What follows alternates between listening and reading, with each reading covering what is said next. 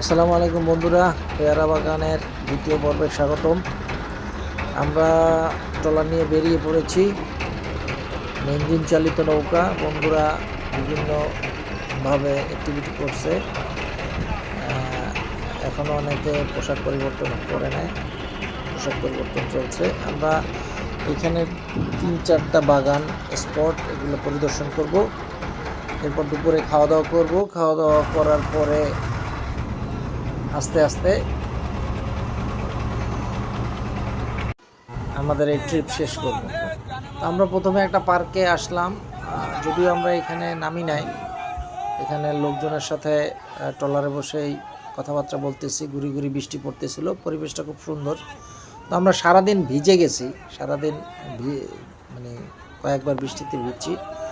এবং এখানে ওই যে দেখতে পাচ্ছেন ওয়াচ টাওয়ার, ওয়াচ টাওয়ারে বিভিন্ন বয়সী নারী পুরুষ বাচ্চারা এরা উঠে ওয়াচ টাওয়ার থেকে টোটাল উপরের সিনারিগুলো দেখে। পেয়ারা বাগানের চারপাশ, চমৎকার পরিবেশ। এবং এখানের আপনি এখানে আসলে একটা অন্য ধরনের ফিল পাবেন, কেন ভরা মৌসুমে তখন পানি পরিপূর্ণ থাকে। শুকনার সিজনে এখানে পানি থাকে না, এই শুধু এই বর্ষাকালেই এবং এই পেয়ারা এবং আমরা এই সিজনটাই পানি থাকে। বন্ধুবান্ধব বলতে বলতে আমরা ফুটবল খেলার মাঠে চলে আসছি। এখানে আমাদের অনেকে ফুটবল খেলতে নেমে গেছে, আর অনেকে ট্রলারে আছে।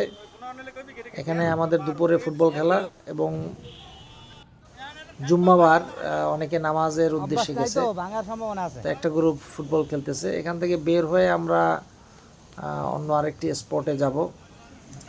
এবং দুপুরের আপাতত এখানে হালকা কিছু নাস্তাও আমরা করছি ফুটবল খেলার পরে বাজারে, যদিও এটা আমি এক্সপ্লোর করি নাই। হালকা নাস্তা করে আবার ইঞ্জিন চালিত নৌকা নিয়ে বের পড়লাম। অবশ্য খেলাটা আমাদের স্থানীয় লোকদের সাথে। আমরা প্রায় 1 ঘন্টা ফুটবল খেলছি, গোলে ড্র হয়েছে। তো খেলা শেষে আবার ইঞ্জিন চালিত নৌকায় উদ্দেশ্য হলো আর একটা স্পট, একটা পার্ক। আমরা ওই পার্কে যাব এবং ওইখানের বিভিন্ন অ্যাক্টিভিটি করব এবং পেয়ারা বাগান ঘুরে আসব। পেয়ারা বাগান আমরা বলতে বলতে পার্কের ভিতরে চলে আসছি। জনপ্রতি 30 টাকা করে টিকিট কাটলাম এবং টিকিট কাটার পরেই ঢুইকা একটা ওয়াচ টাওয়ার, যদিও ওয়াচ টাওয়ারটা পরে যাই। ডান সাইডে একটা আর্টিফিশিয়াল ফোয়ারা আছে এবং পাহাড়ের মতো। তো সবাই আমরা ওইটার উদ্দেশ্যে প্রথম গেলাম। এখানে সুন্দর একটা পরিবেশ। অলরেডি বন্ধু বান্ধবের অনেকেই পাহাড়ে উঠে গেছে, পানির ফোয়ারা পড়ছে। আগামী পর্বে বাকিটা ভিতরটা এক্সপ্লোর করে দেখাবো।